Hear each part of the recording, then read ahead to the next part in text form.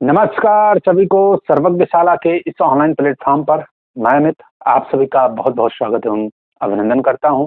जैसा कि दोस्तों इंडियन कॉन्स्टिट्यूशन पर हमारी चर्चा चल रही थी और इंडियन कॉन्स्टिट्यूशन में जो उसका पार्ट 4 है डीपीएसपी यानी directive principle of state policy पे हमारी चर्चा चल रही थी। भारत के जो है संविधान में यह बहुत ही मोस्ट इम्पोर्टेंट टॉपिक होता है, क्योंकि आपको पता होना चाहिए हर एग्जाम में फंडामेंटल राइट्स, डीपीएसपी और पार्ट 5 जो है आपका संघ पढ़ेंगे केंद्र, तो उसमें ये इतने आर्टिकल आपको बहुत अच्छे से पढ़ने होते हैं। तो हमारी जो क्लासेस चल रही हैं बिल्कुल डिटेल में बहुत ही अच्छे से, और राज्य के नीति निर्देशक तत्वों में पिछली जो क्लास हमारी हुई थी उसमें हम आर्टिकल 46 तक बिल्कुल अच्छे से कंप्लीट कर चुके थे। आज की चर्चा में आर्टिकल 47 से स्टार्ट करेंगे, और अगर आपने पिछली क्लासेस को नहीं देखा है तो उसको जरूर देखिए, क्योंकि बहुत ही इंपॉर्टेंट क्लासेस हुई हैं, चाहे वह फंडामेंटल राइट्स पे हो, चाहे आपका जो हिस्टोरिकल बैकग्राउंड ऑफ कॉन्स्टिट्यूशन है उस पर हमने चर्चा की थी। तो जितनी भी क्लासेस पिछली क्लासेस हुई हैं, एक जो है उसको एक भी आपको छोड़ना नहीं है और सभी क्लासेस को आप देखिए, उसके बाद इस क्लास को देखिए, तभी आप जो है बहुत अच्छे से इसको कंप्लीट कर पाएंगे। तो आज की चर्चा को स्टार्ट करने से पहले मैं आप सभी भाइयों बहनों से आग्रह करूंगा, जो लोग चैनल पे नए हों चैनल को सब्सक्राइब करिए, और चैनल को सब्सक्राइब करके ही आगे क्लास को देखिए, और क्लास को देखने के बाद अपना फीडबैक कमेंट बॉक्स में जरूर डालना है कि आपको यह क्लास कैसी लगी, कंटेंट कैसा लगा, और पढ़ाने का तरीका भी आपको बताना है। तो इस प्रकार आपको अपना फीडबैक बहुत जरूरी है देना। आप अपना फीडबैक डालिए, सेशन को लाइक करिए और अपने दोस्तों के साथ शेयर भी कर सकते हैं। तो चलिए अब आज की चर्चा को हम प्रारंभ करेंगे, बिल्कुल भी विलंब नहीं करेंगे। हमारे लिए समय ही सबसे महत्वपूर्ण है, कम समय में अधिकतम जानकारी देना ही मेरा लक्ष्य होता है। जैसा कि जिस तरीके से हम क्लासेस को पढ़ा रहे हैं, अगर उसमें देखें तो एक क्लास में इतनी जानकारी देना बहुत ही मुश्किल काम होता है, लेकिन एक एस्पिरेंट होने के नाते मुझे पता है समय की जो मर्यादा होती है, समय की रिस्पेक्ट अगर हम करेंगे तो रिस्पेक्ट वो हमारी करेगा। हम कोई प्रोफेशनल टीचर नहीं है, या कोई आपका जो है हम बिजनेसमैन टीचर नहीं है, तो इसलिए समय की आवश्यकता है।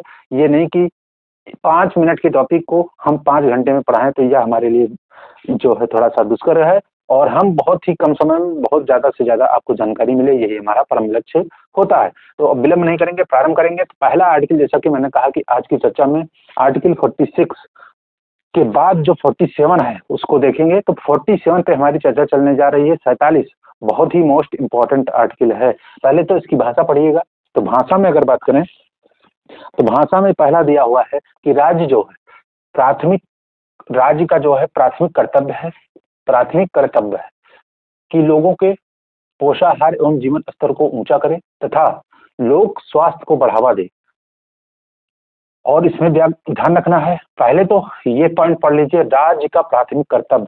आपसे पूछा जा सकता है एग्जाम में कि राज्य का प्राथमिक कर्तव्य कहाँ पर दिया हुआ है, तो ऑप्शन के रूप में आपसे जो डीपीएसपी भी दिया जा सकता है, आर्टिकल 47 भी दिया जा सकता है। बहुत ही इंपॉर्टेंट है कि राज्य का जो प्राथमिक कर्तव्य होगा वह क्या होगा कि लोगों के पोषाहार एवं जीवन स्तर को ऊंचा करे यानी बढ़ाए, तथा लोक स्वास्थ्य को भी बढ़ावा दे, यानी जो लोक स्वास्थ्य सुविधाएं होती हैं, जन स्वास्थ्य सेवा होती है, उसको बढ़ावा दे। और इसमें एक अगला जो पॉइंट है बहुत ही महत्वपूर्ण है कि औषधीय प्रयोजनों को छोड़कर राज्य मादक पदार्थों का प्रतिषेध करना भी राज्य का कर्तव्य होगा। इसका अर्थ क्या हुआ कि जो आपका दवाइयों के रूप में जो ड्रग्स इस्तेमाल की जा रही है, औषधीय रूप में जिनका प्रयोग किया जा रहा है, उनको छोड़कर जो भी मादक पदार्थ होते हैं, नशीले पदार्थ, मादक पदार्थ होते हैं, उनको उन पे रोक लगाना, प्रतिषेध करना भी राज्य का कर्तव्य होगा। तो जैसा कि जो राज्यों में शराबबंदी होती है उसका भी आधार क्या है, आर्टिकल 47 है। इसी प्रकार अगर बात करें तो जो आंगनबाड़ी की सुविधाएं, जो पोषाहार स्तर में बढ़ावा देने के लिए जो भी स्वास्थ्य संबंधी सरकारी पहल की जाती है वह भी है, जिससे आजकल तो आंगनबाड़ी में आपको पता होना चाहिए कि माताओं तथा बच्चों को भी पोषाहार की व्यवस्था की गई है आंगनबाड़ी के तहत, जिसमें आपका दलिया वगैरह, बिस्किट वगैरह और कुछ आयरन की गोलियां भी दी जाती हैं, विटामिन वगैरह की गोलियां भी दी जाती हैं। तो इस प्रकार आपको ध्यान रखना है कि आर्टिकल 47 बहुत ही इंपॉर्टेंट है, और इसमें राज्य का प्राथमिक कर्तव्य है कि लोगों के पोषाहार स्तर को बढ़ाए यानी न्यूट्रिशन को बढ़ाए तथा उसके लाइफ जीवन स्तर को भी बढ़ाए। तो यह सबसे बहुत ही महत्वपूर्ण है, क्वेश्चन में पूछा जा सकता है प्राथमिक कर्तव्य क्या है। तो प्राथमिक कर्तव्य आर्टिकल 47 में दिया है राज्यों के। उसके तहत मादक पदार्थों, जैसा कि आपको पता होना चाहिए शराबबंदी, जैसे शराबबंदी राज्य लोग करते हैं, जैसे बिहार है, गुजरात में शराबबंदी लागू है। तो अगर शराबबंदी की बात करें तो शराबबंदी किसके तहत माना जा सकता है? शराबबंदी का आधार जो है वह आर्टिकल 47 माना जा सकता है। जैसा कि एक विषय का आधार या लिंक कई सारे आर्टिकल से हो सकता है, तो यह बात आपको ध्यान रखनी है। लेकिन इसका आधार जैसे आंगनबाड़ी का मैंने बताया था 46 में भी है, 47 में भी है, तो ये बात आपको याद रखनी है। तो आंगनबाड़ी का आधार कई आर्टिकल्स में हो सकता है, शिक्षा का आधार कई आर्टिकल्स में हो सकता है, और इसमें शराबबंदी का आधार जो है वह आर्टिकल 47 है, यह आपको याद रखना है। और ये गांधी जी के विचारों से प्रेरित है, आपको यह भी ध्यान रख सकते हैं आप लोग। तो आर्टिकल 47 की बात करें तो बहुत ही इंपॉर्टेंट था, यह आपको इसमें याद रखना है कि शराबबंदी का जो आधार है वो आर्टिकल 47 है।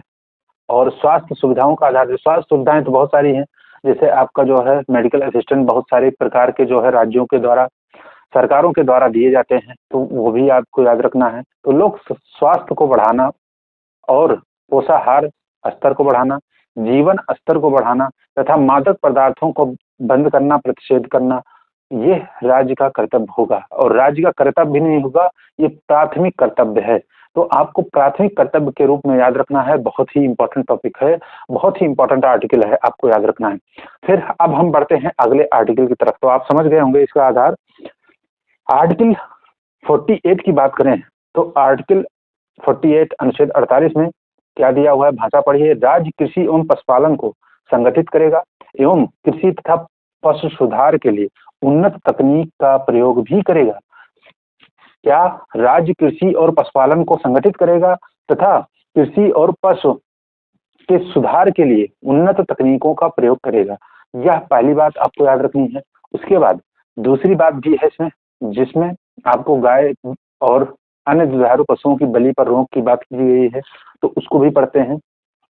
तो राज्य गाय, बछड़ा एवं अन्य दुधारू पशुओं की बलि पर रोक लगाएगा एवं उनकी नस्लों में सुधार को प्रोत्साहन देगा। तो बहुत ही इम्पोर्टेंट है, आपको याद रखना है, क्योंकि जब गाय या दुधारू पशुओं की बलि की बात की जाती है तो आर्टिकल यही 48 को आपको याद रखना है। और इसमें उन्नत तकनीकों की भी बात की गई है कि कृषि और पशु के सुधार के लिए आपको उन्नत तकनीकों का प्रयोग भी करना है। राज्य का यह दायित्व होगा कि इनमें कृषि और पशुपालन में जो है उन्नत तकनीकों का प्रयोग करे। बछड़ा, गाय आदि पर, विशेष रूप से गाय पर, गाय की बलि पर रोक लगाए तथा इनकी नस्लों में सुधार के लिए भी प्रयास करे। तो यह राज्य का कर्तव्य होगा। बहुत ही इंपॉर्टेंट आर्टिकल चल रहा है, आपको सारे अनुच्छेद याद होने चाहिए। मैंने बताया था कि सबसे ज्यादा वैसे पूछा तो जाता है आगे के भाग भी, लेकिन पार्ट 5 तक यानी भाग जो 5वां है भारतीय संविधान का 5वां भाग, 1 से लेके 5वें भाग तक हर आर्टिकल आपको रटे होने चाहिए। उसके बाद के भी इम्पोर्टेंट हैं, लेकिन सारे आर्टिकल रटे हों ऐसा जरूरी नहीं है, लेकिन मेन याद होने। लेकिन 1 से लेके 5 भाग तक इसके सारे आर्टिकल आपको एग्जैक्ट रटे होने चाहिए, क्योंकि इससे डायरेक्ट क्वेश्चन पूछा जाता है, अंदर सतही तौर पर भी पूछा जाता है और अंदर डीपली भी पूछा जाता है। तो बहुत ही इंपॉर्टेंट है, आपको याद रखना है। तो आर्टिकल 48 हो गया। अब बात करें तो आर्टिकल 48 में एक आपका अनुच्छेद और जुड़ा है, और उस अनुच्छेद को मैं यहाँ लिख दे रहा हूँ, थोड़ा सा दिख रहा होगा आप लोगों को। तो अनुच्छेद 48A है, अनुच्छेद 48A। अब ये कैपिटल ए है, तो जाहिर सी बात है यह संविधान संशोधन के माध्यम से जुड़ा होगा। तो कौन से संविधान संशोधन के माध्यम से जुड़ा है? 42 कॉन्स्टिट्यूशन अमेंडमेंट एक्ट, जो कि 1976 में हुआ, 76 में हुआ, लेकिन लागू कब हुआ था? 1977 में। तो इसको याद रखना है। इसके माध्यम से क्या बातें लिखी गई हैं आर्टिकल 48 में? यह नया अनुच्छेद जुड़ा था और इस अनुच्छेद के माध्यम से लिखा गया है कि राज्य पर्यावरण संरक्षण एवं संवर्धन करेगा, संवर्धन तथा वन एवं वन वन्य जीव वाइल्ड लाइफ वन्य जीवों की रक्षा करेगा रक्षा करेगा रक्षा करेगा। तो यह आपको ध्यान रखना है, यह नया अनुच्छेद जुड़ा था कब? 1977 में जुड़ा और 42वें संविधान संशोधन के माध्यम से जुड़ा आर्टिकल 48A, जिसमें कहा गया कि राज्य पर्यावरण का संरक्षण करेगा, उसका संवर्धन करेगा, साथ साथ में आपका वन और वन्य जीव, फॉरेस्ट और वाइल्ड लाइफ, तो वाइल्ड लाइफ की भी रक्षा करेगा। तो बहुत ही इंपॉर्टेंट आर्टिकल है क्योंकि यह पर्यावरण से रिलेटेड है। जानते होंगे, आपको अच्छे से पता है, इन्वायरमेंट टॉपिक जो है बहुत ही हर एग्जाम का फेवरेट टॉपिक होता जा रहा है। इन्वायरमेंट एंड इकोलॉजी जो टॉपिक होता है, इससे क्वेश्चन भर भर के पूछे जा रहे हैं। तो इसलिए यह आर्टिकल बहुत महत्वपूर्ण है, बार बार क्वेश्चन पूछा गया है और पूछा भी जाएगा, क्योंकि इन्वायरमेंट एंड इकोलॉजी के जो बदलते परिदृश्य हैं उसके कारण ये क्वेश्चन लगातार पूछे जा रहे हैं। तो भारतीय संविधान का कौन सा आर्टिकल है जिसमें आपका इन्वायरमेंट और इकोलॉजी से संबंधित प्रावधान किए गए हैं? तो यह आपको याद रखना है, आर्टिकल 48A, जिसमें राज्य क्या करेगा? राज्य का कर्तव्य है कि पर्यावरण की रक्षा करे और साथ साथ में आपका उसका संवर्धन करे और वन यानी फॉरेस्ट और वाइल्ड लाइफ यानी वन्य जीवों की भी रक्षा करे। तो यह करेगा, यह कर्तव्य होगा। यह बहुत ही महत्वपूर्ण आर्टिकल है 48A। बहुत बार एग्जाम में पूछा गया है और लगातार पूछा जा रहा है, आगे भी पूछा जाएगा, तो इसको भूलना नहीं है आपको। 48 तो जो हो गया, यह मूल कानून मूल आर्टिकल है, पहले से ही था। 48 का ए भी बहुत महत्वपूर्ण है, बहुत ही ज्यादा महत्वपूर्ण है। 48A बहुत ज्यादा महत्वपूर्ण है, इसको याद रखना है। फिर 48 कंप्लीट हो चुका है, अब हम बढ़ेंगे 49 की तरफ। 49 आर्टिकल आप देखिए, तो इसमें क्या? संसद राष्ट्रीय महत्व के स्मारकों, संस्थानों और वस्तुओं के संरक्षण संबंधी विधि बनाएगा। बहुत ही महत्वपूर्ण है, बहुत ही महत्वपूर्ण। क्यों महत्वपूर्ण? सबसे ज्यादा महत्वपूर्ण तो इसलिए है कि यहाँ पे संसद की बात की गई है। संसद की यानी जो है राज्य विधानमंडल को यह अधिकार नहीं है। बहुत ही महत्वपूर्ण है क्योंकि हर जगह आप देखते होंगे, हर आर्टिकल में राज्य की बात है, और राज्य में केंद्र भी आता है, राज्य भी आते हैं, सरकार की शक्तियों का प्रयोग करने वाली सभी संस्थाएं भी आती हैं, विधानमंडल भी आते हैं, संसद भी आते हैं। लेकिन यहाँ पे राज्य नहीं, यहाँ क्या दिया गया कि संसद राष्ट्रीय महत्व के स्मारक, जो नेशनल इंपॉर्टेंस हेरिटेज साइट्स होती हैं, उनको और संस्थानों को और वस्तुओं को संरक्षण के संबंधी विधि बनाएगा। इससे संबंधित बहुत सारी विधियां भी बनी है, आपको पता होना चाहिए। Archaeological survey of India ASI की स्थापना भी की गई है इसी आधार पे, इसी आर्टिकल के आधार पे। तो क्या जो स्टेट है, जैसे उत्तर प्रदेश राज्य है, तो इस संबंध में विधि नहीं बना सकता? क्या बना सकता है? ऐसा नहीं है। लेकिन इसमें एक बात है कि जो राष्ट्रीय महत्व के, राष्ट्रीय महत्व की बात है, तो राष्ट्रीय महत्व के जो भी स्मारक हैं, और राष्ट्रीय महत्व के स्मारक कौन बताएगा कि राष्ट्रीय महत्व के स्मारक हैं? वो बताएगा सेंट्रल गवर्नमेंट, संसद ही बताएगी, और संसद ही विधि बना सकती है।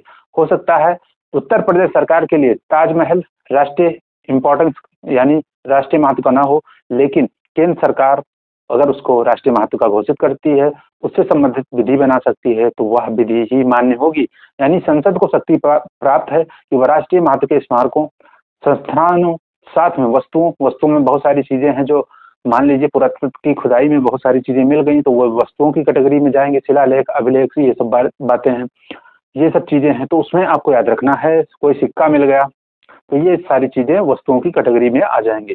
तो इस प्रकार से आपको याद रखना है कि संसद ही विधि बनाएगा। जो भी राष्ट्रीय महत्व के स्मारक हैं, संस्थान है और वस्तुओं से संबंधित कोई भी विधि बनानी है, तो वह सिर्फ संसद ही बनाएगा। तो यह बात आपको ध्यान रखनी है, बहुत इंपॉर्टेंट है, क्योंकि इस आर्टिकल में संसद की बात की गई है, याद रखना है। इसमें राज्य नहीं लिखा गया है। हर आर्टिकल में, लगभग सारे आर्टिकल में राज्य का कर्तव्य होगा, राज्य का दायित्व होगा, ऐसा करेगा, लेकिन यहाँ पे संसद को विधि बनाने की शक्ति प्रदान की गई है, आपको याद रखना है।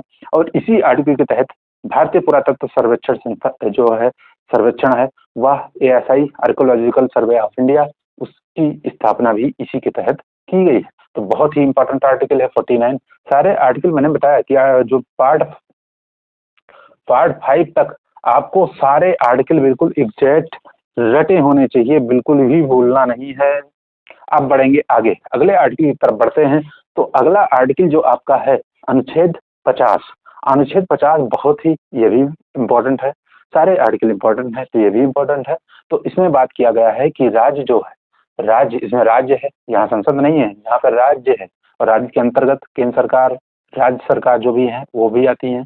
तो राज्य की लोक सेवाओं में कार्यपालिका है, यहाँ पे कार्यपालिका से न्यायपालिका के पृथक्करण हेतु राज्य कदम उठाएगा, यह प्रावधान किया गया है। यह आर्टिकल आप पढ़ते होंगे बहुत बार, लेकिन आपको समझ में नहीं आता होगा। समझने की बात है यहाँ पे, इसको समझेंगे कैसे? देखिए, शासन की 3 इकाइयां, शासन की 3 इकाइयां होती हैं, आपको पता होना चाहिए। व्यवस्थापिका, कार्यपालिका और न्यायपालिका। कितनी होती हैं? शासन करने की 3 इकाइयां, व्यवस्थापिका, व्यवस्थापिका, कार्यपालिका, कार्यपालिका और लास्ट क्या है? न्यायपालिका, न्यायपालिका। तो शासन की 3 इकाइयां हैं, इन्हीं के माध्यम से शासन चलता है। व्यवस्थापिका का काम है ये निर्धारित करना कि ये काम किया जाएगा, यानी कानून बनाएगा, कानून निर्माण संबंधी, यानी काम तय किया जाएगा, इसके द्वारा काम तय किया जाएगा कि कोई काम करना है, ये काम करना मान लीजिए। कार्यपालिका काम को करेगी, कार्यपालिका काम को करेगी। और न्यायपालिका यह तय करेगी काम सही है या गलत है, काम सही से हो रहा है या गलत है। तो शासन की 3 इकाइयां, और अगर इन तीनों इकाइयों को एक साथ मिला दिया जाए तो शासन बाधित हो जाएगा। तो आपको ध्यान रखना है, शासन की 3 इकाइयां अगर आप व्यवस्थापिका, कार्यपालिका और न्यायपालिका, इन तीनों का गठजोड़ कर दिया जाए तो शासन चौपट हो जाएगा, यह बात आपको ध्यान रखनी है। तो इसलिए शासन चौपट न हो तो राज्य की लोक सेवाओं में कार्यपालिका से न्यायपालिका के पृथक्करण हेतु राज्य कदम उठाएगा। तो इसमें क्या पृथक्करण तो है ही है, पृथक्करण तो है ही है, लेकिन पृथक्करण करने की बात क्यों की गई है? आपको पता होना चाहिए कि जो लोक सेवा होती है, लोक सेवा आयोग, मान लीजिए आपको पता होना चाहिए डीएम एसडीएम बनेंगे आप आगे भविष्य में, तो आपको ध्यान रखना है जो डीएम होता है उसको क्या बोलते हैं? जिलाधीश, जिलाधीश, जिलाधीश बोलते हैं, कलेक्टर भी बोलते हैं, डिस्ट्रिक्ट मजिस्ट्रेट, कलेक्टर भी बोलते हैं। तो ध्यान रखना है, जो कलेक्टर होता है उसका काम मूलतः अंग्रेजों का बनाए द्वारा इसका जो है पद बनाया गया है, और यह आपका कार्यपालिका पद है, कार्य एग्जीक्यूटिव यह पावर है। तो कलेक्टर का पद जो है यह अंग्रेजों के द्वारा बनाया गया, और कलेक्टर का अर्थ होता है कलेक्ट करना। क्या कलेक्ट करना? राजस्व कलेक्ट करना, राजस्व कलेक्ट करता था यह। और राजस्व कलेक्ट करने में अगर बाधा आने लगी धीरे धीरे, तो इन कलेक्टरों को क्या दे दिया गया? न्याय करने की भी शक्ति दे दी गई। मान लीजिए राजस्व नहीं वसूल कर पा रहा है कलेक्टर, लगान नहीं वसूल कर रहा है, कोई किसान अगर लगान देने में आनाकानी कर रहा है तो उस पर क्या करें? उस पर दंड का भी प्रावधान करते हैं। पहले क्या कि लगान को बढ़ा दो, लगान को बढ़ा सकता था, उसके बाद तब भी अगर लगान नहीं दिया जा रहा है तो वह दंड भी दे सकता था। तो दंड क्या दे सकता था? मान लीजिए कोई भी दंड, मान लीजिए जैसे उसको मरवा दिया, कोड़े मरवा रहा है, कोड़े मरवा, लाठी मरवा रहा है, या अगर किसान उग्र हो गए तो मान लो गोली चलाने का आदेश दे दिया। तो इस प्रकार जो है कलेक्टर पद जो धीरे धीरे है वह कार्यपालिका से होते हुए आपका उसको न्याय करने की शक्ति दे दी गई। तो इस प्रकार वह न्यायपालिका भी का भी अंग बन गया। तो यानी जो डिस्ट्रिक्ट मजिस्ट्रेट होते हैं, डिस्ट्रिक्ट मजिस्ट्रेट होते हैं, उनके पास कार्यपालिका शक्ति होने के साथ साथ कार्यपालिका पद तो है ही है, कार्यपालिका का पद है, लेकिन इसके पास न्यायिक शक्तियां भी हैं। तो न्यायिक शक्तियां भी हैं। तो इस प्रकार जो कार्यपालिका से न्यायपालिका का पृथक्करण हो, यानी दोनों तरीके से एक संगठित ना हो पाए, एक दूसरे से गठजोड़ न बना पाए, नहीं तो शासन बाधित हो जाएगा। और ऐसा करना राज्य का कर्तव्य होगा। राज्य प्रयास करेगा कि राज्य की जो लोक सेवा है, लोक सेवाओं में कार्यपालिका से न्यायपालिका को पृथक्करण किया जाए, ऐसा प्रयास करेगा। जैसे मान लीजिए बहुत बढ़िया एग्जाम्पल है, बहुत बढ़िया जो कमिश्नरी कमिश्नरी प्रणाली होती है, कमिश्नरी जैसे हमारे लखनऊ में लागू है, लखनऊ में कमिश्नरी प्रणाली लागू है कि नहीं? तो कमिश्नरी प्रणाली में क्या होता है? कमिश्नर होते हैं, जो संचालन करते हैं कमिश्नरेट का वो कमिश्नर होते हैं। और यहाँ पे आपको पता होना चाहिए, तो जो आधा से ज्यादा, जैसे बहुत सारे जो आपके वो अधिकार हैं या न्याय देने संबंधित जो बातें हैं वहाँ पे आईपीएस करता है, आईपीएस करता है। यानी यहाँ पे जो शक्तियां हैं वो डीएम की थोड़ी सी शक्तियों को कम किया गया है, तो यानी न्यायिक शक्तियों को कम किया गया है। तो यह बात आपको याद रखनी है। कमिश्नरेट प्रणाली जो है यह एक तरीके से न्यायिक शक्तियों को कम करती है डीएम के। तो इस प्रकार आपको याद रखना है कि कार्यपालिका पद होते हुए भी डीएम का जो पद है उसमें थोड़ा सा न्यायिक क्या है, न्यायिक शक्तियां भी हैं उसके तहत। तो इसलिए राज्य का कर्तव्य होगा कि कार्यपालिका से न्यायपालिका का पृथक्करण हो, यानी राज्य की लोक सेवाओं में कार्यपालिका से न्यायपालिका का पृथक्करण हो। पृथक्करण नहीं होगा, अगर ज्यादा से ज्यादा पावर आती चली जाएगी डीएम के पास, न्यायिक पावर भी आती चली जाएगी, तो क्या हो जाएगा, शासन बाधित होगा, शासन कुशासन हो जाएगा, सुशासन नहीं होगा। तो यह बात आपको ध्यान रखनी है। और इसी प्रकार सेपरेशन ऑफ पावर का आधार यानी शक्तियों के पृथक्करण का जो आधार है वह यही आर्टिकल है, कहा जा सकता है। आपको ध्यान रखना है। हालांकि सेपरेशन ऑफ पावर में तीनों अंग आ जाएंगे, जो कि व्यवस्थापिका भी है, कार्यपालिका भी है और न्यायपालिका भी है। इन तीनों का सेपरेशन बहुत महत्वपूर्ण है, इन तीनों का सेपरेशन इंपॉर्टेंट है। ये नहीं कि दो ही में, जैसे एग्जीक्यूटिव और आपका जुडिशरी, एग्जीक्यूटिव और जुडिशरी ही नहीं, आपका जो है व्यवस्थापिका लेजिस्लेटिव भी जो है इसका भी सेपरेशन होना चाहिए। यानी सेपरेशन ऑफ पावर का आधार आर्टिकल 50 है, कहा जा सकता है। आप समझ सकते हैं इसमें दो ही अंगों की बात है कि कार्यपालिका से न्यायपालिका के पृथक्करण की बात है, और किसमें बात है आपको ये भी याद रखना है, जो लोक सेवा है उसके अंतर्गत। ये नहीं कि ऐसे जो है पृथक्करण की बात है, रोज राज्य की जो लोक सेवा में है उसमें क्या कि कार्यपालिका से न्यायपालिका को पृथक्करण का प्रयास करेगा, यह बात आपको ध्यान रखनी है। तो आर्टिकल 50 बहुत ही इंपॉर्टेंट है, क्योंकि इसमें सेपरेशन ऑफ पावर का आधार कहा जा सकता है और इसमें कार्यपालिका से न्यायपालिका के पृथक्करण की बात है। जबकि सेपरेशन ऑफ पावर में आपको पता होना चाहिए कि शासन के तीनों अंग जो होते हैं, व्यवस्थापिका, कार्यपालिका और न्यायपालिका, इन तीनों के सेपरेशन यानी इन तीनों की शक्तियों, इन तीनों के पावर्स को पृथक्करण की बात है। यानी तीनों अपने अपने शक्तियों का प्रयोग करें, इस तरीके से नहीं कि ये तीनों एक साथ गठजोड़ करके तो जो है काम करें। तो इस प्रकार आपको ध्यान रखना है, बहुत ही इंपॉर्टेंट है। आज की जो इसमें हम आर्टिकल 50 तक ही देखेंगे, क्योंकि आपको पता होना चाहिए, बार बार मैं बताता हूँ कि डीपीएसपी जो है आर्टिकल 36 से लेके 51 तक हम देखते हैं। 51 हम चाहते तो अभी कंप्लीट कर देते, लेकिन आपको ध्यान रखना है डीपीएसपी का टॉपिक अभी कंप्लीट नहीं होता है। अभी हम आर्टिकल 51 को देखेंगे, इससे जुड़े बहुत सारे केसेस को देखेंगे, उसके बाद में इससे जुड़े बहुत सारे कथन हैं, बहुत सारे कथन हैं। देखिए मैं कुछ छोड़ने वाला नहीं हूँ। आपको पता होना चाहिए कि जो मैंने अभी तक जो टॉपिक पढ़ाया है एग्जैक्ट उसमें टीचर्स के एग्जाम में बिल्कुल क्वेश्चन डिटो आ गया। और मैं बार बार जहाँ पे मैंने फोर्स करके बताया कि ये चीज आपको याद रखनी है, वो कुछ चीजें कोई नहीं पढ़ाता, कथन कोई नहीं पढ़ाता। आपको ध्यान रखना, मैंने इकट्ठे सारे कथन बताए थे, एग्जैक्ट वही क्वेश्चन पूछ लिए गए। तो इस प्रकार आपको पढ़ना है। तो डीपीएसपी से भी रिलेटेड बहुत सारे कथन हैं, बहुत सारे कथन हैं, उनको बताएंगे। और साथ में डीपीएसपी को क्रियान्वयन यानी उसको लागू करने हेतु जो अधिनियम बने हैं, कानून बने हैं, उनको भी बताएंगे। तो अभी की क्लास खत्म नहीं हुई है, इससे जुड़े अभी कुछ केस हैं उसको भी दिखाएंगे। तो ये बात आपको ध्यान रखनी है, डीपीएसपी का टॉपिक अभी कंप्लीट नहीं हुआ है। आर्टिकल सिर्फ एक बचा है, कौन सा, 51, लास्ट आर्टिकल इसका बचा हुआ है।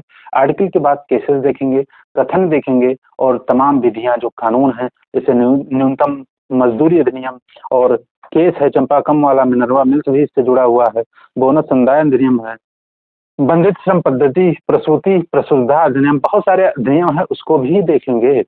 तो आपको ध्यान रखना है। क्लास कैसी लगी कमेंट बॉक्स में जरूर बताइएगा। मेरा प्रयास है जो पढ़िए आप अच्छा पढ़िए, आपके साथ कोई छल कपट करना मेरा उद्देश्य नहीं है। बस एक एस्पिरेंट्स होने के नाते बहुत सारी परीक्षाओं को मैंने दिया, बहुत सारी परीक्षाओं को मैंने क्रैक किया, लगातार अनुभव है मेरा इस क्षेत्र में। तो हम कभी छल कपट करने का प्रयास नहीं कर सकते हैं। तो इस प्रकार जो पढ़ाएंगे, जो बताएंगे, जो भी होगा, हो सकता है हम टीचर अच्छे नहीं हो, लेकिन एक जो है प्रतियोगी परीक्षा छात्र होने के नाते मुझे बहुत अच्छे से अनुभव है किस प्रकार पढ़ा जाता है, किस प्रकार पढ़ाया जाता है। तो आपको कंटेंट कैसा लगा, क्लास कैसी लगी, कमेंट बॉक्स में जरूर बताइएगा। तो मिलेंगे नेक्स्ट चर्चा में। आप लोग क्लास को देखने के बाद अपना फीडबैक जरूर दीजिए, और साथ साथ सेशन को लाइक शेयर करिए और चैनल को सब्सक्राइब करना बिल्कुल मत भूलिएगा। तो मिलेंगे अब नेक्स्ट चर्चा में, तब तक के लिए आप सभी भाई बहनों को राधे राधे, जय श्री कृष्णा।